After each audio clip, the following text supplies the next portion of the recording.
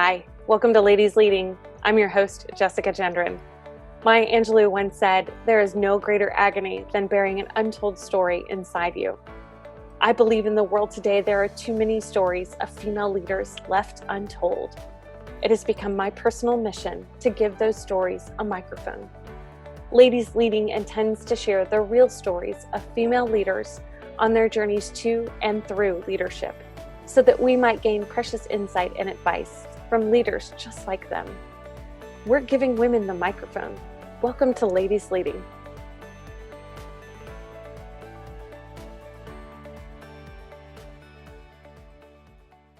Our guest today is Ann Marie Klotz. I'd like to welcome Ann Marie to the microphone. Ann Marie, would you just start telling us a little bit about who you are and what you do? Sure. And thank you so much for having me here today. You know that I have been a big fan of yours and a big supporter of yours for years. And so the second that you sent this email, I was like, yeah, I've got many other emails to get to, but yes, Jess, yes, we'll do this.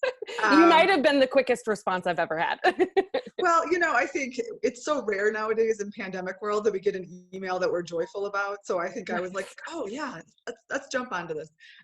Again, my name is Ann Marie Klotz. I'm the interim vice president for student success at the New School. The New School is a university in Manhattan that has about 10,000 students, primarily focused on the performing arts.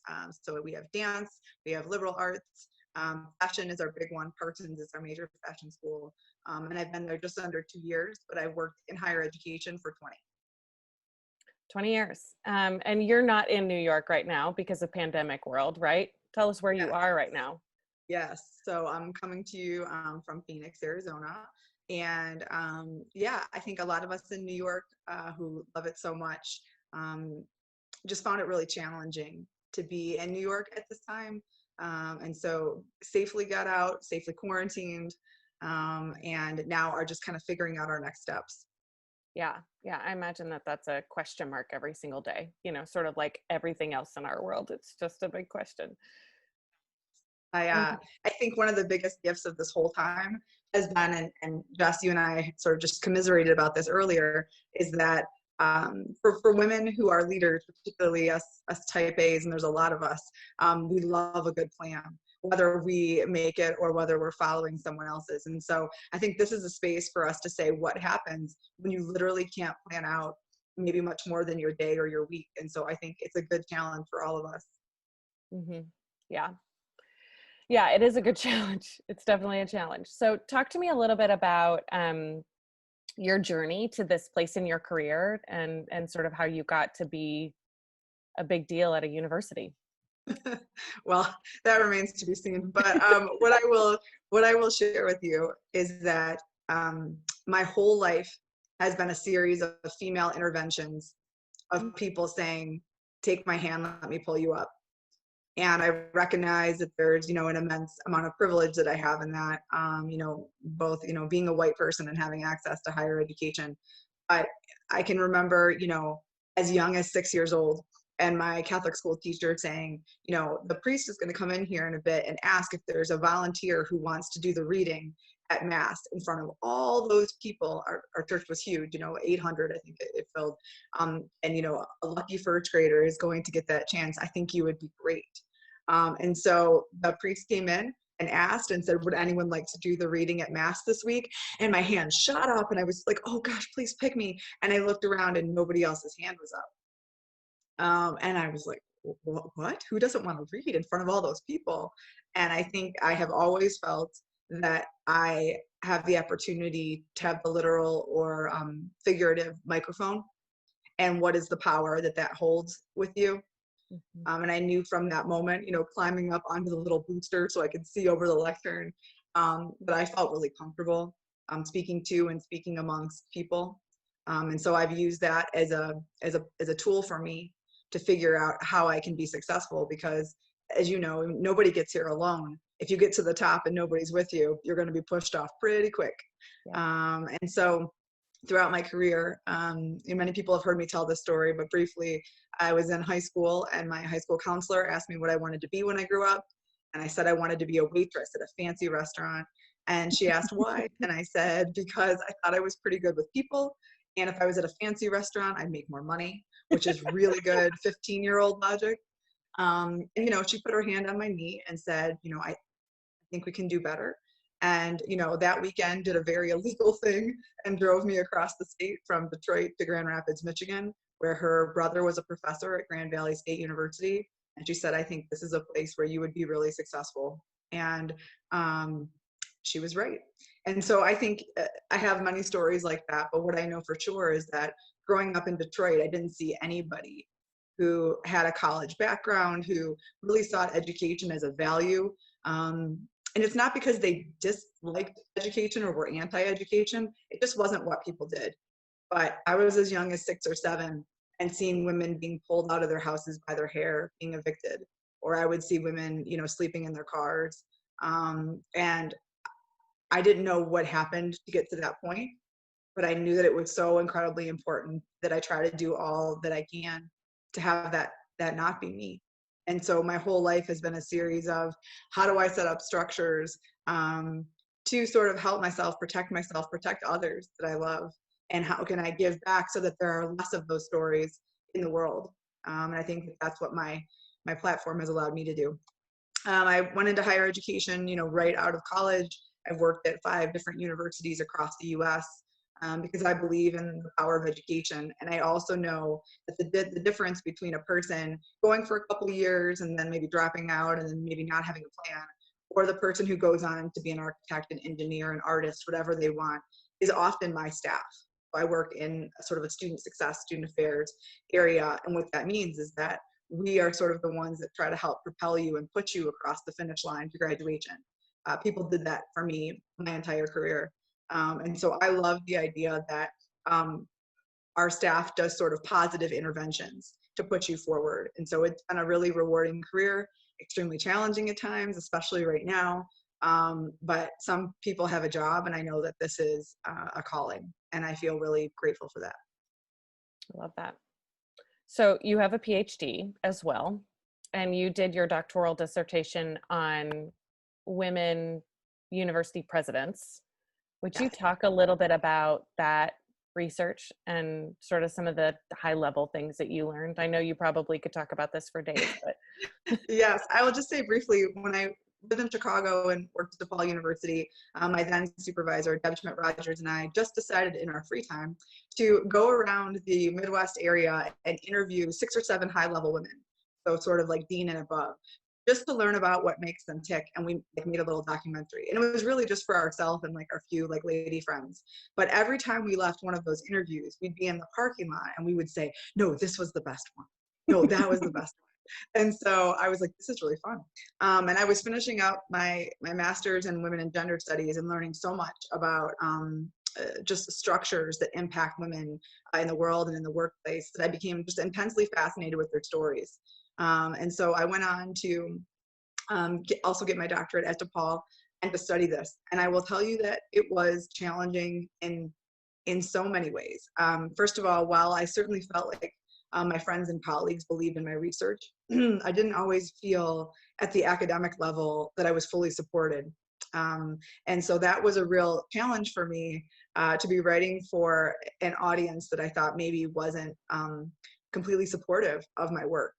Everything from my initial title was called A High Heel in the Door, which I thought was like fun and funny and true.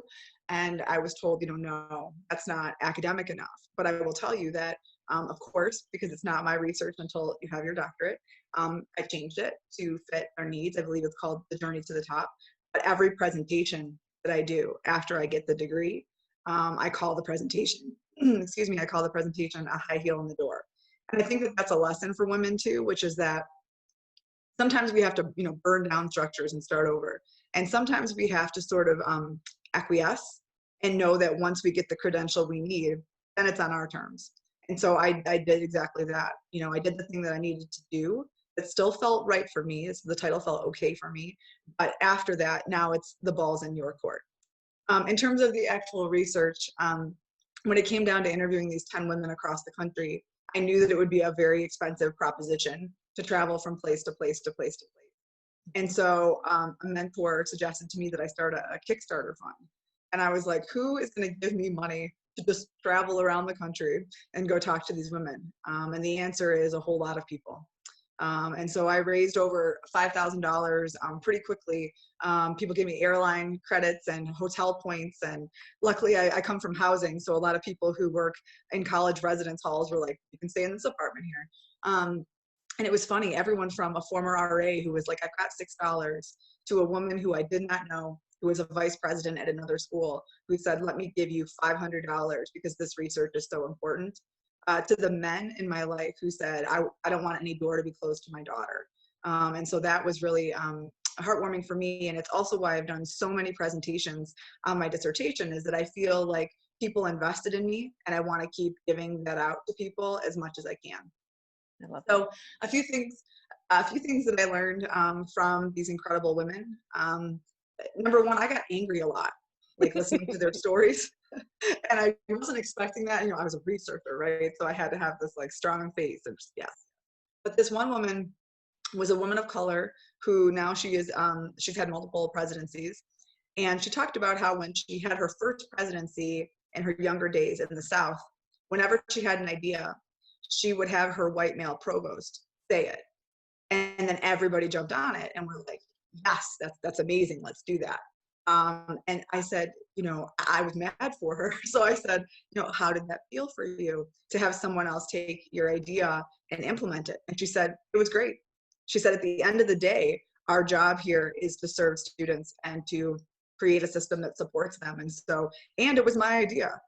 She was like, and I wouldn't be a president, time and time again, if it wasn't for being able to work with people and work within structures. And so it's not that she was turning a blind eye to the sexism that was obviously occurring there. She was saying, I will prevail despite the sexism that occurs here. And to me, I think, in my 20s, I was like, burn it down, do something different. And now I'm like, okay, so what can we do with what we have here? And how can we make this work? And so for me, a huge part of the lesson that I learned is, hire good people that you trust, who look different than you, who think different than you, and who can appropriately challenge you. Because as you move up, people don't want to give you critique. And so I tend to hire people who will say, that's interesting. And Ann Marie, let's talk about like what didn't go well there. And so if you don't have that, you just become the yes person or the person who thinks that, they're untouchable. And so hiring smart people who can challenge you is really important. The two last things I'll share about my research. One is that a female college president talked about how when she was a dean, her boss brought her into the office and was like, hey, I have this idea for this new position. Let me pitch it to you. And as the boss is telling her, her eyes are getting big because in her mind, she's like, I am perfect for this job. And so at the end of the pitch, the boss says to her, so, who do you think would be good for this job? And she paused and then she starts like advocating for 5 different people. And then after she advocates for them, her boss says, I had thought about you all along in this role, but now you've given me some things to think about in terms of some other people who may be great. Now, at the end of the day, she was able to get the position, but I think about how often as women, we are so quick to support and advocate others, and we are often reluctant to do that for ourselves. And so that's always a good reminder about the importance of advocating for you. And the third thing I'll share is that the women talked at length about what it is like to consistently be critiqued. Everything from if the president had the wrong kind of mustard at the welcome back picnic to the length of their dress or their nail color. I've been really blessed in my career, but I mean, to be honest, I've been extremely heavily critiqued in my career as well. And sometimes not for legit reasons and sometimes for very legit reasons. And I think that that's always a good reminder to me that it's usually not personal, even if it feels like it. It's usually about something else. And it's oftentimes a reflection of what that person is going through or what you represent to that person. And so I have a pretty thick skin, but I'm human. And of course, there have been things that have happened that have hurt me deeply. But I am reminded that these women would tell me at the end of the day, it was all on them to make a decision, usually alone with input from other people, but that's what leadership looks like, is that it's lonely. And so one of the big messages that I took is to always surround yourself with great women to support you who are outside of your organization. Because if I have a bad day at work, I have 140 people in my organization, and I can't talk to to my challenges with any of them for obvious reasons, but there's a great community of women that I can call and say, help me troubleshoot through this, or I think I really messed up, or help me think through this more. And you have to have those kinds of communities in order to help you on your journey. Mm-hmm. Yeah, I think one of the things that you said a couple of times was, learning to work within the system that you have, while also understanding that the system is broken and that it needs fixed. I think so much of what women's leadership and sort of what businesses are trying to do for women is focused on giving them great leadership skills. And then they go back into broken cultures and broken systems and encounter the same problems. And, I think that then they encounter these roadblocks or just these oppressive systems and cultures, and they get angry. They get angry and they get frustrated and they quit, or they go and leave the business altogether, or they leave higher ed altogether. Like, how do you manage the frustration and anger that you constantly are met with when this stuff happens, when you meet these structures that don't work? It's real, and we're in a system that wasn't built by us or for us, right? And that pertains to both women and people of color and lots of underrepresented groups. But one story I want to share before I talk about strategy is that when I was a baby girl, like 26, 27 in this industry, I was asked to be on a panel in Hawaii. So obviously I said yes. But when I looked at the rest of the panel, like one of these things was not like the other, and that was me, meaning that these women were like deans and VPs and chancellors, and I was like, I don't know, an assistant director or something like that. But this woman, this amazing woman, vice president next to me, as we were going down the line introducing ourselves, saying why we got into our leadership role, she stood up, she said her name, she said, I became a vice president because I didn't want to go to other people's bullshit meetings anymore. And she sat down, and I was like, and I think, everybody laughed, of course, but I think what I took from it was like, if you have the opportunity to be in a leadership role, not that it's perfect, but you get to set more of the agenda. And so one of the things that I've always focused on in my career is, what is my locus of control? And so when I was a residence hall director, the only locus of control I had was my building and my RAs. Right. And as I moved up and became a director of a department, it was the department, as it was a dean or a vice president. And so that's always helped me, because the things that are beyond my purview, although often frustrating, I try really hard to not let it bother me, because I don't have control over that. And I think oftentimes, especially as an entry or mid-level professional, we get so frustrated by things that are happening at a higher level, whether it's in a department, in a business, or in a school, but we can't always see the full picture. And so even now, when things happen, I am much more quick to say, I need to trust that something happened above me that I was not privy to, that therefore resulted in this decision. And so part of it is about having some trust. Now, on the flip side, I have many, many friends who started with me in this industry who are no longer here, many of whom left in the first 5 years or in the first 10. And I understand why. I mean, number one, they're brilliant, talented women, so they could do anything. Number two, our skills are very diversified in higher education, and so they can go off and do a variety of things. But the third reason is that I never like to say something becomes too hard, but it becomes incredibly frustrating to know that your voice and your talents aren't acknowledged or recognized in a certain kind of way, at least until you get maybe to a higher level, and then even then, and so I faced a lot of sexism, especially earlier in my career, both within the workplace and within like professional associations, and it became really hard to brush off. And there were definitely more than a couple of points where I was like, is this right for me? I was once running for a position on a board for something outside of my job, and this very senior, respected man said, why are you running? And kind of tried to push me down a little bit, because, his friend was running. And this person said to me, women belong in the bedroom and not the boardroom. And this was a person who was like an icon. And so I did the thing that many women in their 20s would do, which is like stomp off, like it didn't even bother me. And then I went around the corner and I bawled, right? I cried real hard, and I called a friend.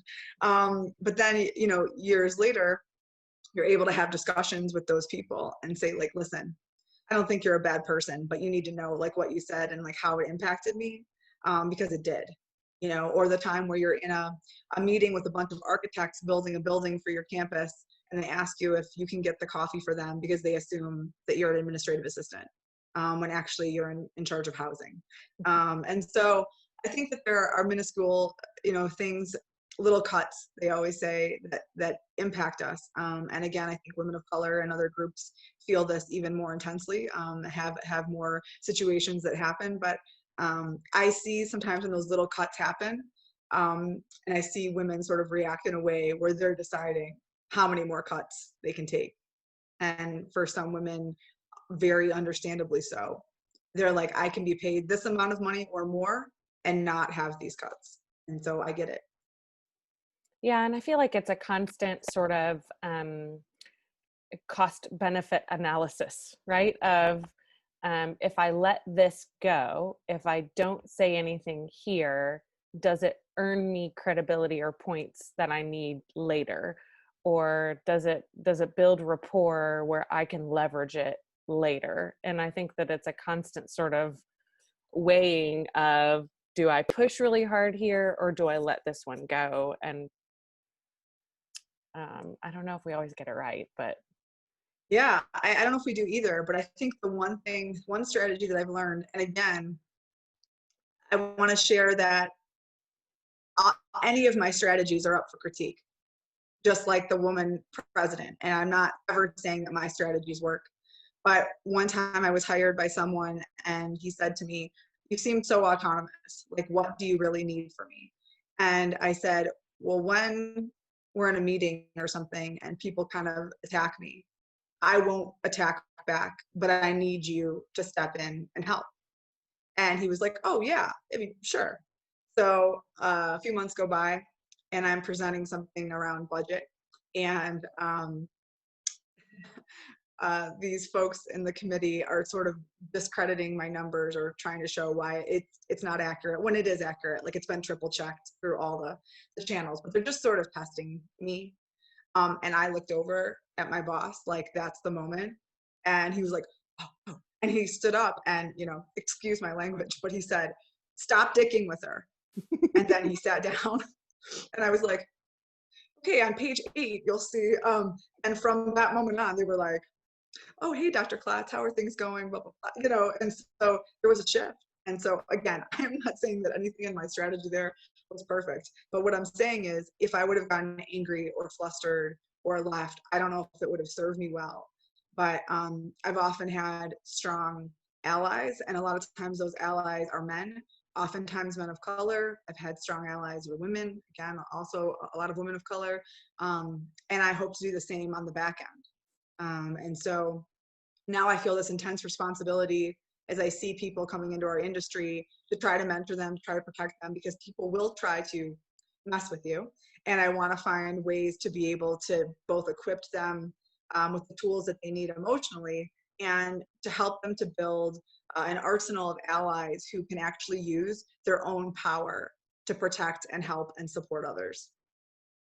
yeah, I think that's a thing that I think a lot of women don't know how to do, is find mentors, advocates, sponsors, people like that in business, in higher ed. And I think that they think I've got to walk up to somebody and say, will you be my mentor?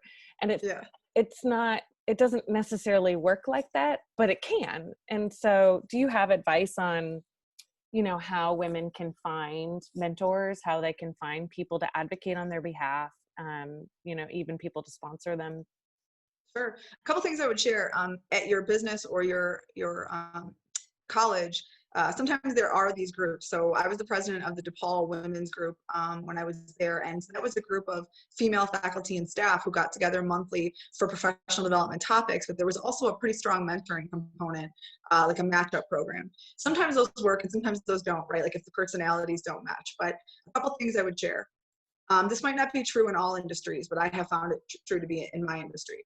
Your supervisor, even if you like love them and adore them and are like, please be my mentor, they can't do as much for you sometimes when you work for them as they can when you're done working for them. And so I think about the amazing supervisors in my life who've advocated for me across the board. And they, of course, like helped me and provided advice for me and did all they could when I worked for them. But sometimes the magic is when there's no longer that supervisory line. And so I think about women who have even worked for me and how deeply invested I am in their success. And how much I stay connected to them, because when you work for someone, your name is on them and their name is on you for all eternity, right? So anytime I meet someone, they say, "Oh, you used to work with so and so," or And so I think that's really important to remember. In terms of how you find that person, seek out the person who you admire and build a relationship with them. And I think that that's so much more impactful than being like, "I need a mentor. Will you be my mentor?" Now, sometimes there are people you need in short-term spaces, right? Like, hey, like a lot of women call me if they're like, "I want to negotiate my salary. Can I hire you as a coach for a short term to work on this skill?" Of course, right? But sometimes it's that, I needed different mentors when I was working on my doctorate, because that's not my skill set. I'm not naturally inclined to be a good student. I just oftentimes needed a different kind of support. But I think what women often lack is the ability to reach out consistently and share where they're failing. And I think if you can find a person who is able to really show you or help you talk through your failures, then that can be even more valuable to women than anything. Because I think so often we internalize, or we don't want to acknowledge that we're failing, or maybe we tell our partner or someone who are like, "No, you're great," and that's not helpful. And I think that in terms of finding a real mentor or a sponsor in your life, well, first you have to remember that a mentor gives you advice, but a sponsor uses their power to open a door for you that you wouldn't normally be able to do. And so first you have to distinguish between the two. What do you really need? Do I need a person to help me listen to both sides and do a pro con and think through things? Or am I trying to get somewhere and I need someone who would be willing to put their name on me? And so what I find really interesting, Jess, is I make a lot of phone calls every week for people who say, "Hey, I'm applying for this job. I know you know Jess, can you make a call for me?" And a lot of times those people who are asking me are men. And it's pretty rare that they're women, even though my background and my work, I think, would lend itself that people may feel pretty comfortable if they know me asking me. But it's oftentimes the men who have no hesitation to say, "Will you put your name on me?"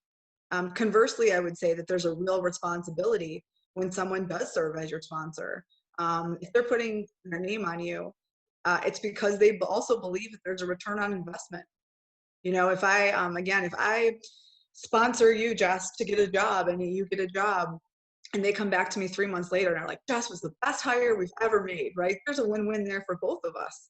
And that may open the door for me to advocate for other people to also work, in your organization. And so I think people forget. And so the amount of people I see who get truly great mentorship and sponsorship and never circle back, never say a thank you, or never pay it forward, to me, that's the only disheartening part. Is we didn't get here alone, and we won't get to the next spot alone.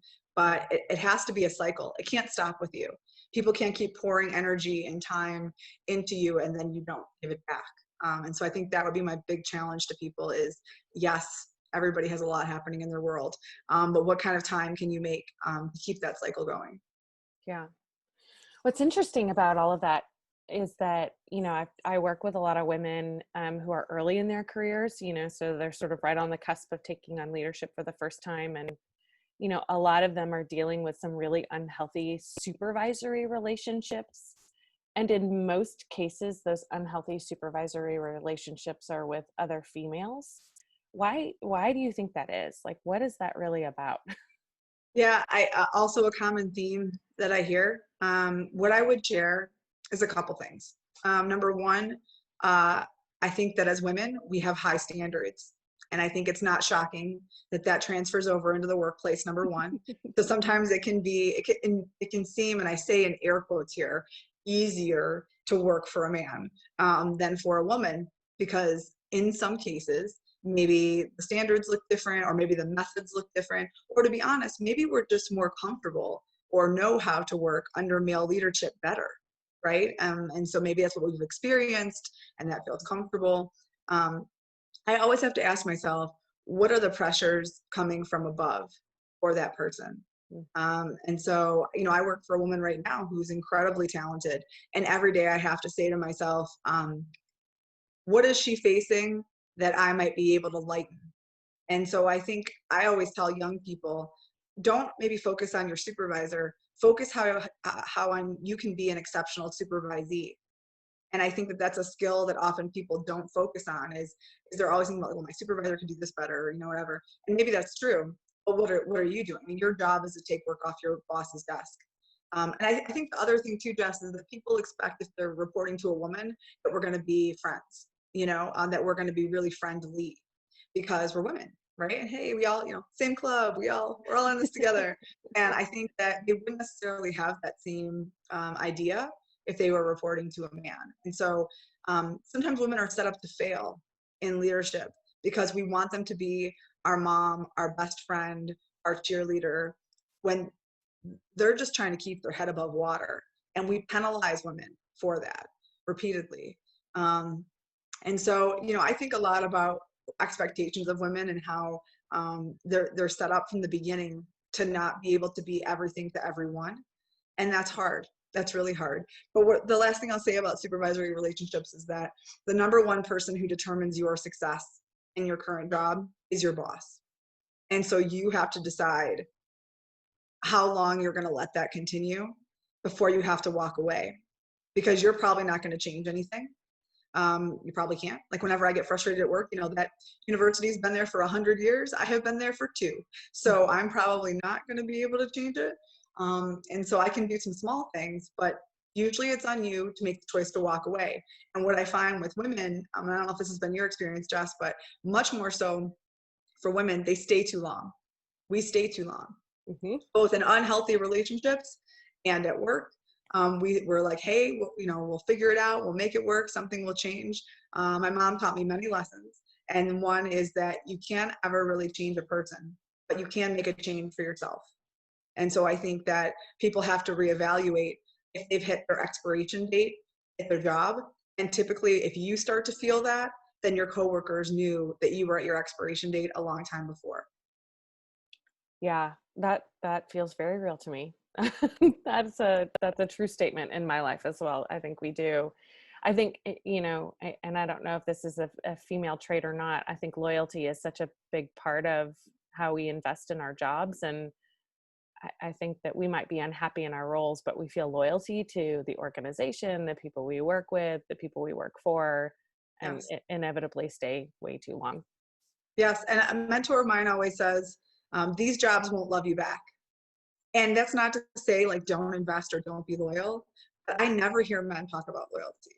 I never hear men say, I'm going to stay because I'm loyal to this organization. They may stay because they enjoy it, they care for it, they like their role, but these places, they aren't going to love you back. And so I think that's what's oftentimes so hard when I hear women transitioning from one place to another who have felt like they've been like burned by the place before, is that they really internalize that, like if a best friend hurt them. Yeah. And it's not a best friend, right? It is a work environment. And so, my job every day is to add value to that organization. But if at some point that organization believes that I have not added value, they have every right to make decisions or, that impact me. And I can't take that personally. If it was my best friend, I might take it personally. But I think that's a harder lesson for some women to learn. Yeah, no, you're totally right. So let's shift. I feel like we've just been picking your brain on your expertise. So I want to shift back to your story. So talk to me about some of the challenges you've encountered in your career. What's the big hurdles that you've had to overcome? Well, you're catching me in the middle of the pandemic. There's been many. When I looked at your questions, Jess, I was kind of deciding if I wanted to talk about this or not, because I think it's so subject to criticism. But I think that I identify as a pretty feminine woman, and that has been a heavy source of critique for me my entire career.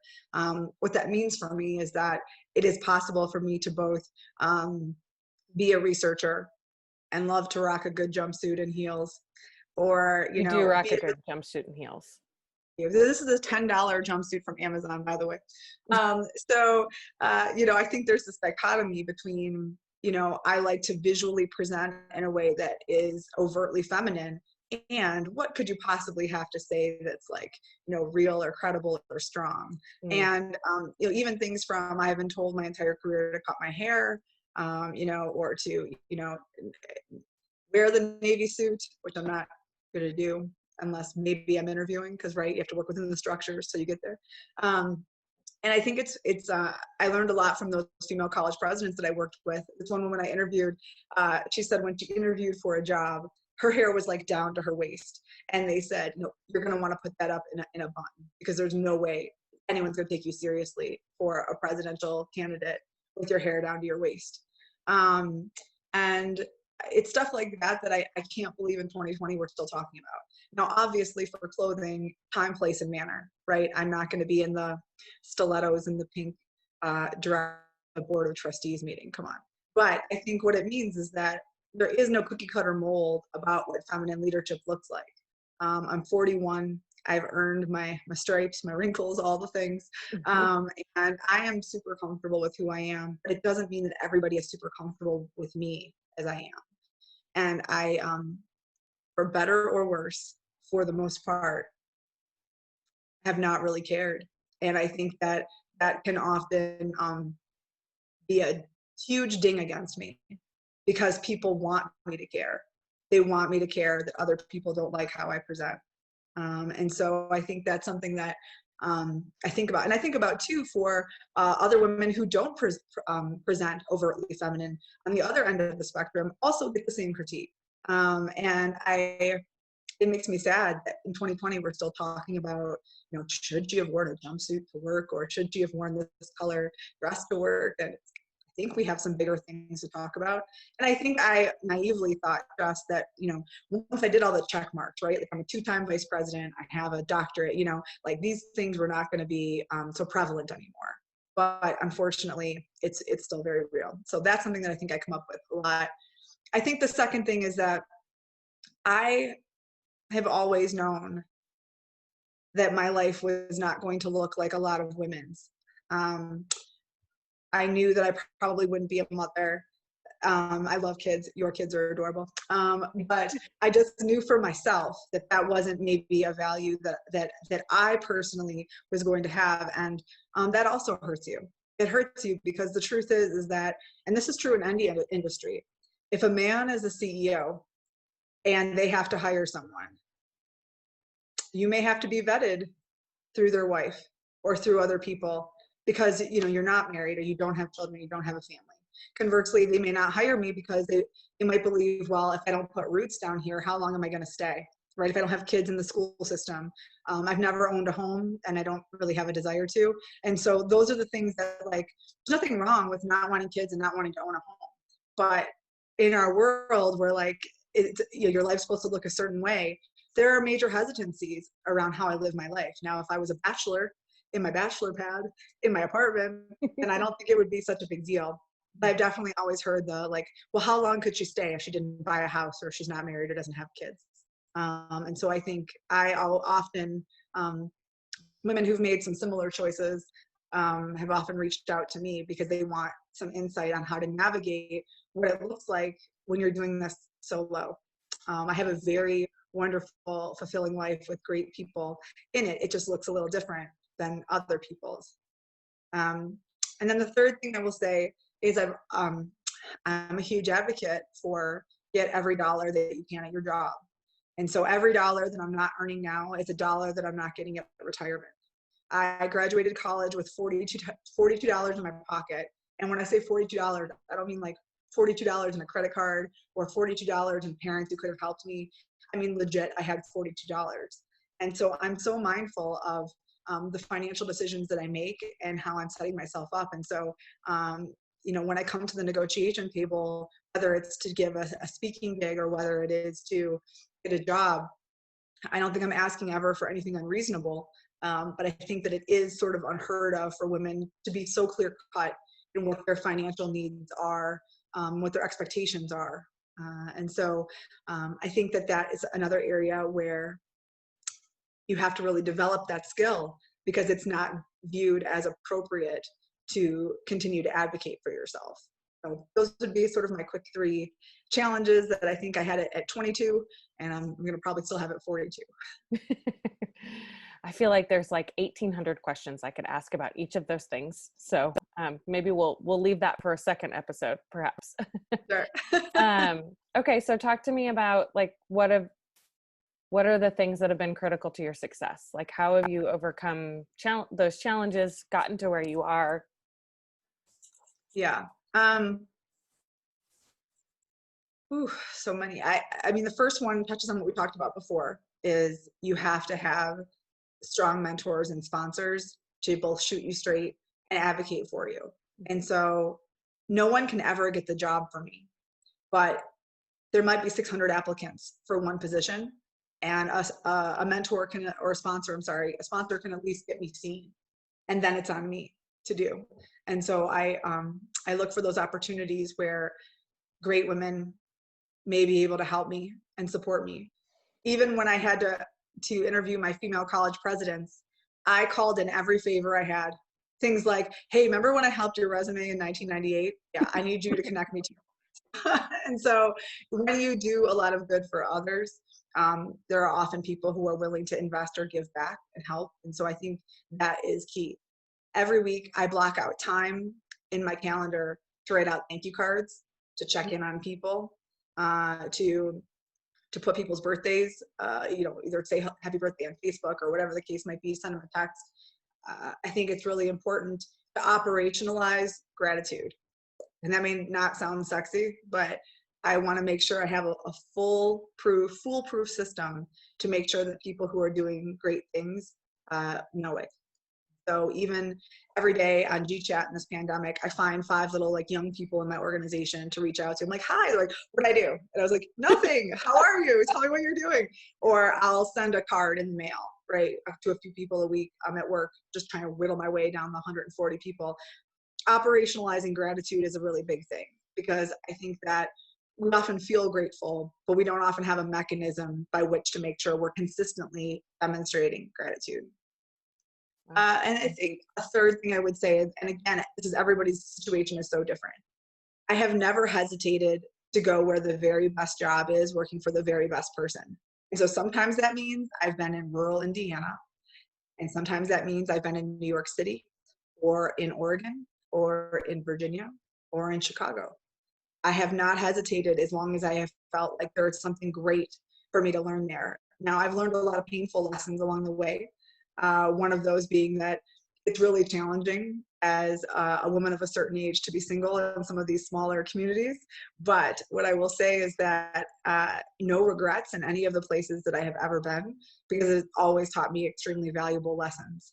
And I think that women disproportionately often feel like they can't move because of either home or family structures. And I completely get it, right? There's other people to take into account. But for myself, I would go work a couple years abroad if that opportunity was available, and I still might. I just don't want to limit myself. I've been in this industry 20 years. I don't know if it will be my final career. I think that we're given great skills and talents to do great things in the world. So do I want to lead something big? Yes. But will it be higher ed? I don't know. I've got 25 more working years to go. That's a whole career too. And so I think not limiting everyone. I don't have any more check boxes that I want to hit. I don't say, I have to do this, I have to do that. I've done my check boxes. What I think I'm saying now is, what am I choosing for myself? And to me, that's way more powerful than having to hit the check box. I love that. I love that. What advice do you have for young women? Whether they're higher ed or business or figuring their life out, and even probably some of us middle career women who are having that middle career crisis where we're like, I don't know what I'm going to do with my life. I don't know what I want to be when I grow up. Yeah, well, the first one's going to sound a little Hallmark or like Monday after school special, so bear with me.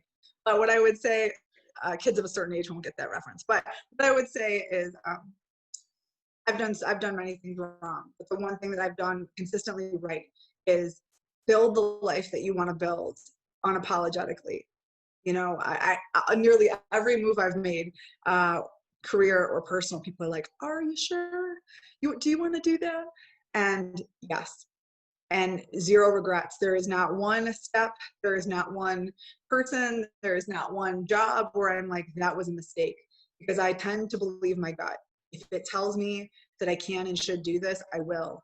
And something that I hear often from women who are older than me is that it's not that they feel bad about something that they've done, it's that they feel bad about the things that they did not do.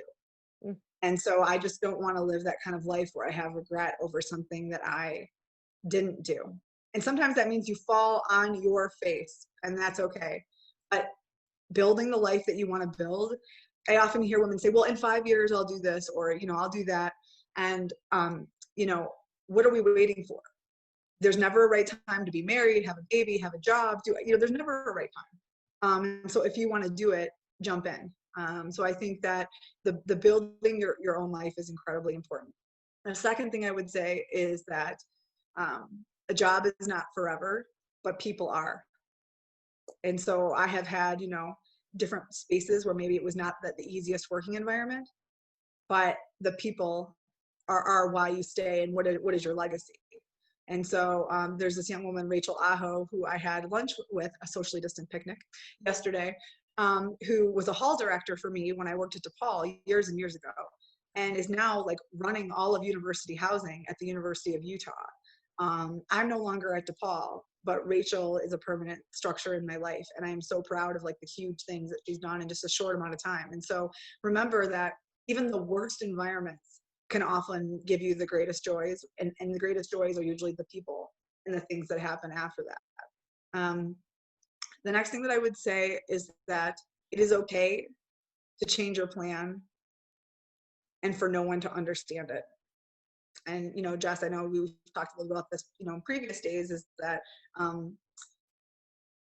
the old adage of what got you here won't get you there is so true. And so you may be feeling stuck, and you might be like, oh, it's this job again, or it was that job or this job. Well, maybe it's you. I've had to say that to myself. There have been things that have happened that I've literally said to myself, it's the fourth time that this has happened. So is it the job, or is it that there's a lesson here that I can't seem to learn yet? A friend of mine always says, what are you pretending not to know? And I think about that a lot. Like, what do I keep doing because I keep pretending that I don't know it? And so the biggest gift that any young person can give themselves is true self-awareness, to know what is right for you and what is not right for other people. And that's okay. And I think the final thing I would say is that there are a lot of people in different industries that think that if they have this degree, whether it's an MBA or a doctorate or whatever, like that will open all the doors. And it's not true. It's not true. What opens all the doors is how you treat people and how you show up in the world. Because I know plenty of high-ranking people without terminal degrees, but I know very few high-ranking people that aren't universally celebrated by the people that they also sort of mentored and sponsored along the way. And so I didn't know that at 25. I thought like, well, once you get your doctorate, you get to do whatever you want. And the truth is that you get more opportunities when you give more. And so the more you give, the more you're going to get. And then, okay, finally, really, I would say that it's never too late for a complete change. It can be really scary to be in one industry and decide that you want to pivot and go somewhere else. And that relates also to who you are as a person. And so a lot of people know this silly story, but like I was the kid who was always picked last, like on the sports teams, right? Like I had the doctor's note that I was like, Mom, I'm not feeling not my jam. I lived in Chicago for 6 years, and the only time I tried on sneakers was when I was packing to leave Chicago, right? Sports were not my jam, just not my thing. And when I was moving to Oregon, I looked up what do people do in Oregon, right? Drink wine. Pretty much, and hike. But one of the things they do is they run a lot. The Olympic trials are there in Oregon. And so I decided if I was going to meet people, then maybe I was going to try to run. And my colleagues at DePaul in Chicago looked out the window when they would see me run by, laughing hysterically. I'm sure it wasn't pretty. I was not fast. I was in my mid-30s, trying to be a fake athlete for the first time. And I've become a pretty serious runner since then. And I think it was because I allowed myself to think of myself in a new way. And by the time that you hit 30, you have a pretty set idea about what your skills are and what you can do and what you will never do. And when I was 30, I would always say things like, well, I would never do this, or that would not be for me. And then I think I've realized as I got older that there's very few of those I would nevers. But sometimes the box that we are in, we have locked ourselves in. And so I think about the tremendous joys and opportunities that I've been given because I've sort of embraced wellness and running later in life. And it's because I allowed myself to see myself as something that I hadn't been before. And so when I talk to women about positions or jobs and they say, oh, I couldn't possibly do that, or I could never, do this. It's, well, who said that you couldn't do that? Well, I just think I can't. Well, I didn't think I'd be able to run a block, And so I think that we have to kind of reconceptualize who we are as we get older, because we change and our needs change and we grow in different ways. And so the thing that is your never might be the thing that you love the most, and to be open to that. Yeah. Well, and for the people watching at home, Ann Marie is not just like a runner. She's like a runner. Like, she runs fast and she runs for very long times. And I admire you greatly for that. Like, I loved watching that journey, and you were pretty public about that journey to being this really incredible runner that you are now. And that is such an important lesson. I think that's super valuable of, maybe it's you, like, why the self-fulfilling prophecy of, I can't. Well, and I think that there's no greater joy than reaching the can. So I was in a pretty bad accident when I was 15, and I have metal rods and all up and down my back. And so I think I thought, well, any chance of me being like a real athlete was gone. But when I ran my first marathon through Detroit, I ran by all the schools that picked me last for my sports teams. I ran by all the hospitals where I did rehab, where they said, we're not sure if you're going to be able to walk again. And there's something really powerful in crossing the finish line after doing something that you were told that you can't do. And in the work world, it's the same way. When I was in 10th grade, I overheard my high school counselor say, she'll be pregnant or in jail before 18. I had never even had a boyfriend, and I certainly had not done anything illegal. But because of where I grew up, there were ideas about the kind of life that I was going to lead. And I have always taken great joy in not succumbing to anyone's narrative of me. And that's what I wish for people more than anything, is that they get to write their own narrative, and that it's joyful, and that it's exactly what they want. And when it isn't what they want, they find the strength to be able to flip the script. And I think that is the great joy of life, is knowing that we can continually be reinvented, whether we're in college or whether we're later in life. To me, that's a really beautiful thing. Yeah, the dedication in your dissertation, I think, rings true to sort of who you are, where you said, I'm going to botch it a little bit, so correct me, to every girl who's been told she can't and instead says, watch me. I just love that. And I think that's so much of who you are, Ann Marie. And I think that that's so much of what women need to hear today, because there's just so many people telling us we can't, and not enough of us saying, watch me. And sometimes the person saying we can't is us. Yeah. Yeah. You're so right about that. Okay. So one last question. It's a question that I'm going to ask everybody.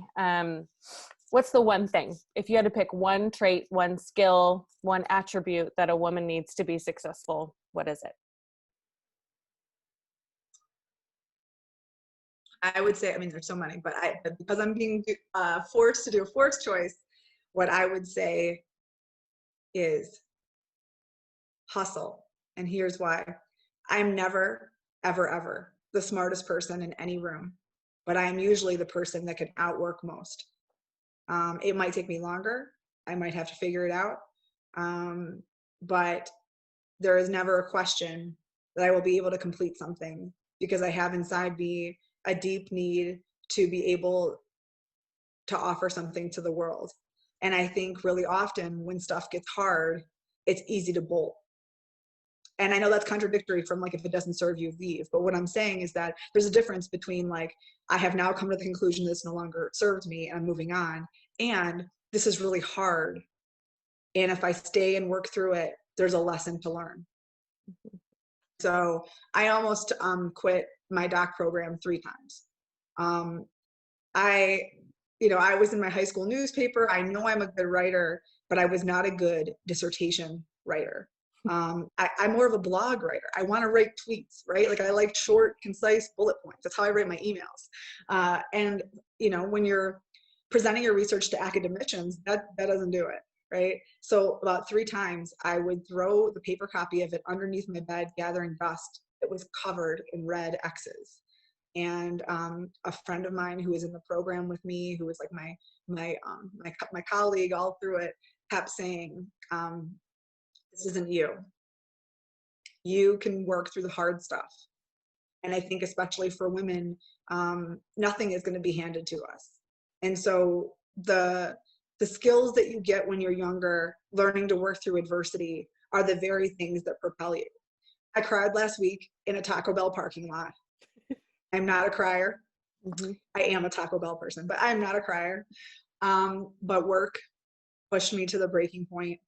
And I got up to the window, and the man took one look at me and was like, "Ma'am, no, here, just take your tacos. We got it." Right. And I was overwhelmed by kindness in a day where I felt like there was no kindness to share. And it was a good reminder that there are good people in the world, and there are people who care, and there are good things happening. And so to be able to push through some of the hard things is a real skill. And even if you have to cry in a Taco Bell parking lot, the next day the sun comes out, you see things more clearly, and you're able to kind of regroup. And so I think it's an important lesson to remind people that none of this is easy. And when you see people that you really admire who are knocking it out of the park, it's because they too have cried in a Taco Bell parking lot. And so that's often the biggest misconception that I get from women is they're like, "Oh, well, you've done this and this award and this," we've all had our fair share of Taco Bell parking lot moments, whether they're public or private, and to know that you're not alone. So even in those moments, you have to hustle, you have to get through it, and you have to move on. But no one does this alone. And I think that's why podcasts and opportunities like the one you present here are really powerful, because it reminds people of that you're not the only person that's going through that horrible, horrible thing, and that you will come out of it, maybe with a free taco. With a free taco. I mean, I mostly cry in the grocery store parking lot, but I don't get anything free from the grocery store, unfortunately. Try Taco Bell. They're very friendly. I'll do that next time. Ann Marie, thank you so much for joining me today. This was awesome. It was just so helpful and informative and empowering and all of the things that you are. And so thank you for sharing your story and your insight. We want to thank all of you. Hey, thanks. Yep. We want to thank all of you for tuning in and joining us today as well. It's my hope you'll find inspiration in Ann Marie's story too, and that you'll join us next time as we pass the microphone to another female leader. Special thanks to our sponsor, the Center for Leadership Excellence. They're on a mission to make organizations great places for women to work. You can learn more by visiting the center at cleindy.com. Be sure to visit us at ladies-leading.com, where you'll find more information, past episodes, and a spot where you can recommend a female leader for the series. Thanks for joining us on Ladies Leading.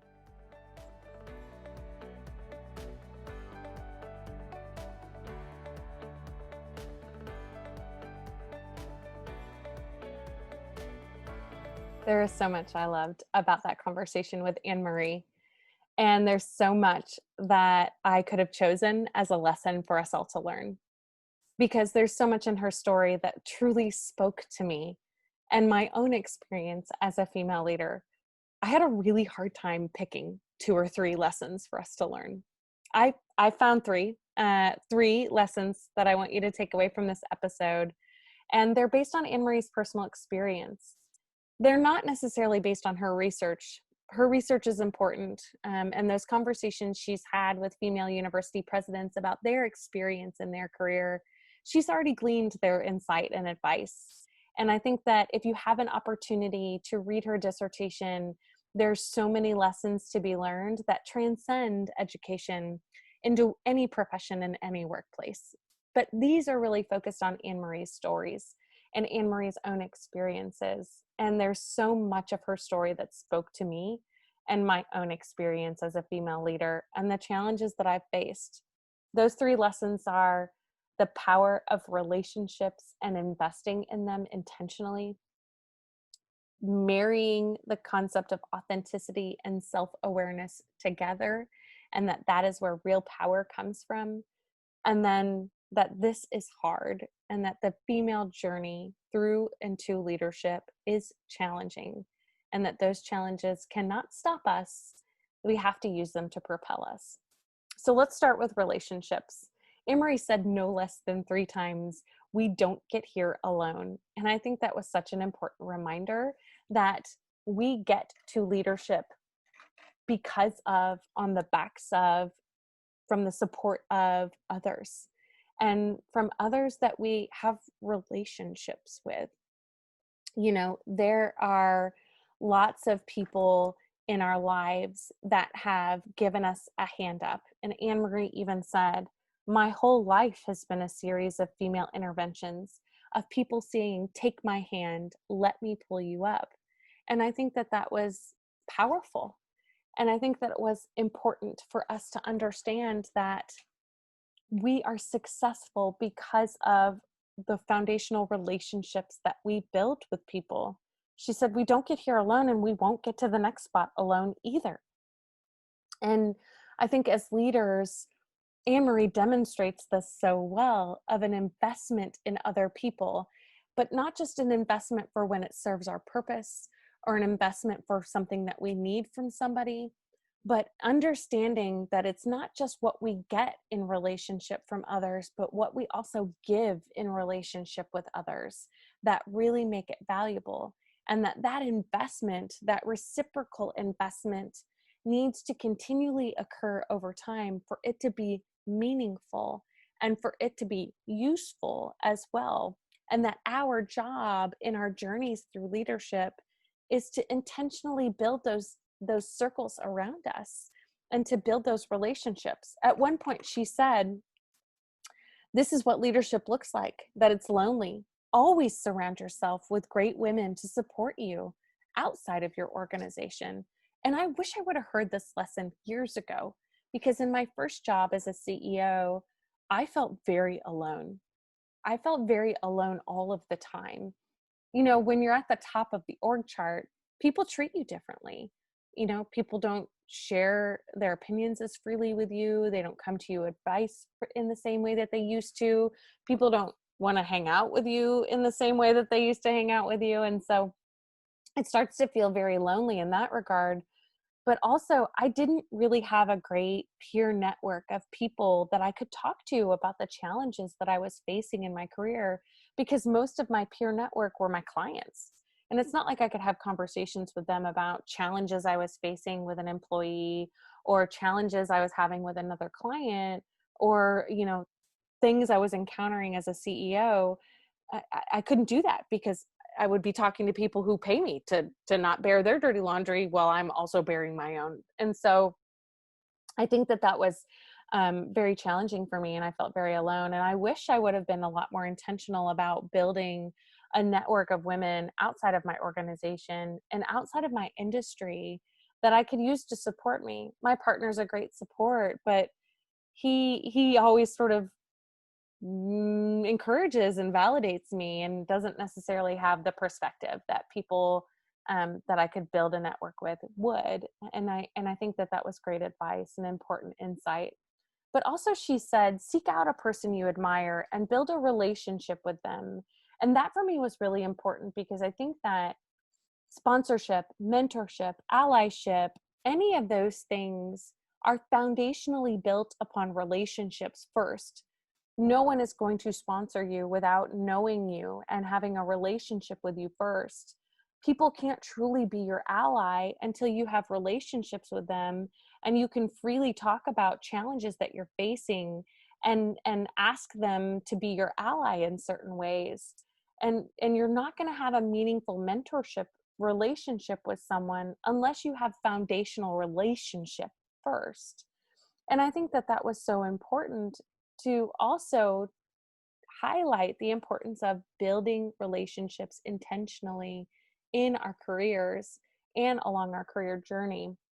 but not just at building relationships with people who serve us, but then also understanding that it's then our responsibility to build relationships that we can also serve, and that we are all here because of other people. And our job is to now be someone that helps someone else up, giving a hand up, giving a leg up for others. And that's, I think, what's so important about relationships. The other thing that Ann Marie said that really struck me was how surprised she was that people didn't circle back after a recommendation, after some help with a resume, after some advice that they had gotten from them. And I think that that's the other piece. It's not just about relationship in the moment when we need it, relationship in the moment when it serves us. It's about continually investing in those people over time and continuing to circle back, check in, update, thank, show gratitude towards, that I think becomes really important. Ann Marie's so naturally good at it. And I don't know if it's because she operationalizes it, is it, as she said, or if it's because it's inherent into her. But I am always reminded to be better at it every time I talk to her, because, I'm not great at that stuff. And I think that I can do a lot better job being more intentional about investing over time and making sure to circle back. And I think that those are all lessons that we can learn, but being reminded of the value and importance of building and investing in relationships with people as an important component of our career journey, I think is so important. The second thing is about authenticity. Ann Marie is very much herself, and she's figured out who she authentically is over the course of her lifetime, but is very resound in who she is. And I thought it was very important for her to talk about, that how she presents as overly female, and that that's who she is. And that was a choice she consciously made, was to be herself and to present the way that felt most authentic to her, regardless of what people thought. But to also understand with authenticity comes self-awareness.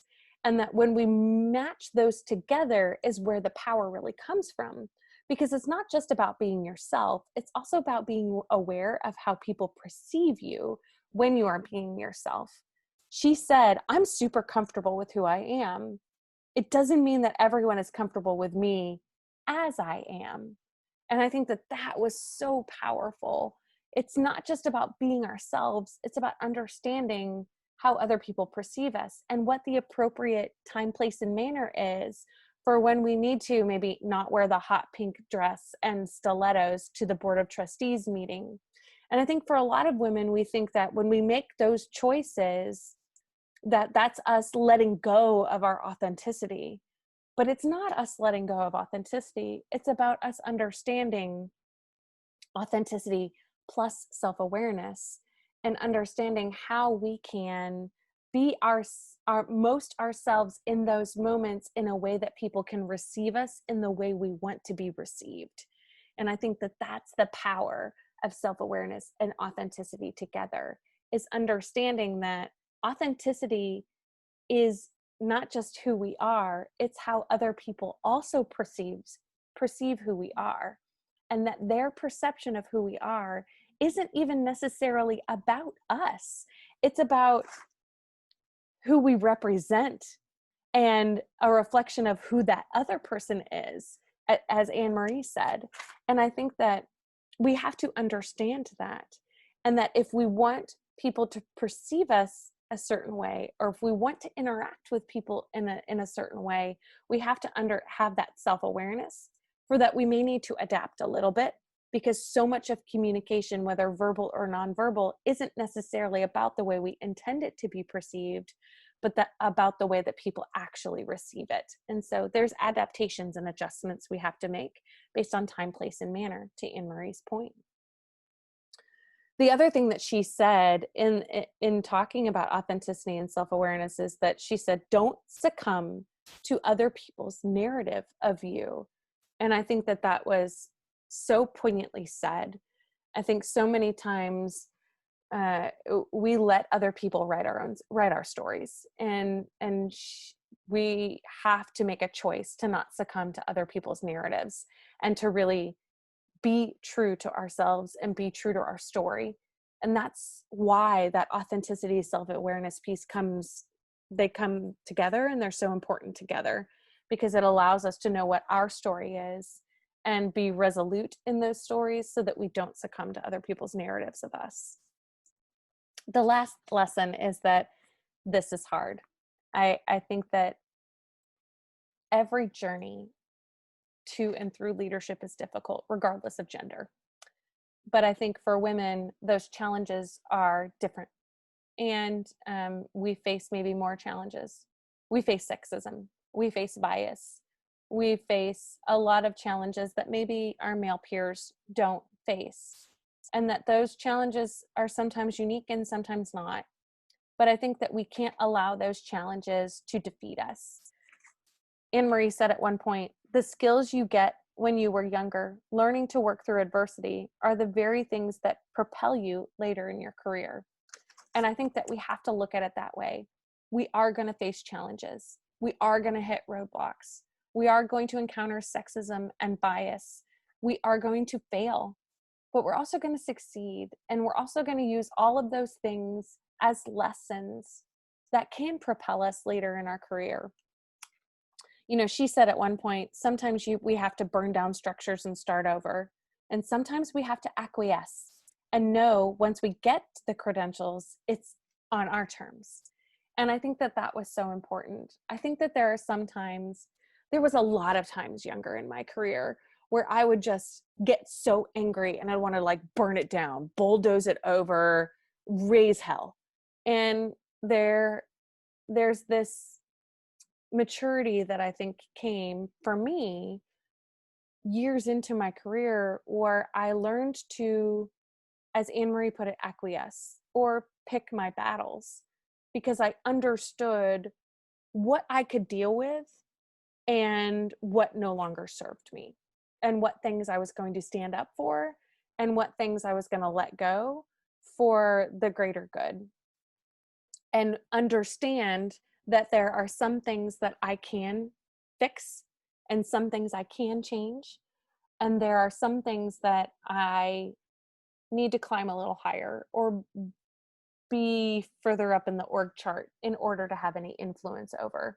And I think that all of that to say is that all of those challenges will come, and all of those lessons we'll have to learn on our own, and all of those experiences we'll have to make choices about what serves us and what doesn't serve us. What are we going to fight and what are we not going to fight? And how are we going to evaluate what we can change and what we can't? But ultimately, understand that the journey to and through leadership is hard, and that we will face challenges, and that we can use those challenges to teach us lessons to propel us later in our career, or we can use those challenges to defeat us and set us back. Ultimately, I think the lessons that we learned from Ann Marie about relationships, about authenticity and self-awareness married together, and about overcoming the challenges we faced in our career to move to the next level, I think are so valuable and so important. And there's lots of other good stuff in there that you should take away too. But for now, that's good. Thank you so much for joining us on another episode of Ladies Leading. Please make sure you check out the website at ladies-leading.com. Please recommend another female leader to be on our show and check out our past episodes. Also want to give a special thanks to our sponsor, the Center for Leadership Excellence. They are actively making workplaces better places for women to work. You can learn more at cleindeed.com. Please join us again next week as we pass the microphone to another female leader. Thanks again for joining us.